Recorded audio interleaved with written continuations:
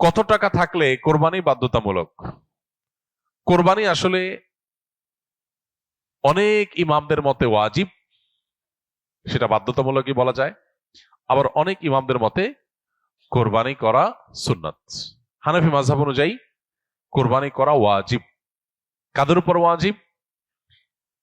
যাদের কাছে জাকাত ফরজ হওয়ার মতো সম্পদ আছে, সেটা 1 বছর যদি নাও হয়, সম্পদের বয়স যদি 1 বছর নাও হয়, জাকাত দেওয়ার জন্য 1 বছর বয়স হইতে হয় সম্পদের বয়স, কিন্তু কোরবানির জন্য 1 বছর বয়স হওয়া লাগে না। এটা হলো জাকাত এবং কোরবানির মধ্যে পার্থক্য।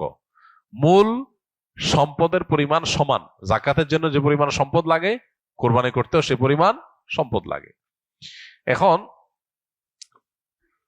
83 বা 85 গ্রাম, বা আমরা রূপায় ভরিতে বললে 52.5 ভরি রূপার মালিক অথবা রূপা কেনার মতো টাকা কারো কাছে থাকলে তারপরে হজ, তারপরে কোরবানি আবশ্যক বা ওয়াজিব।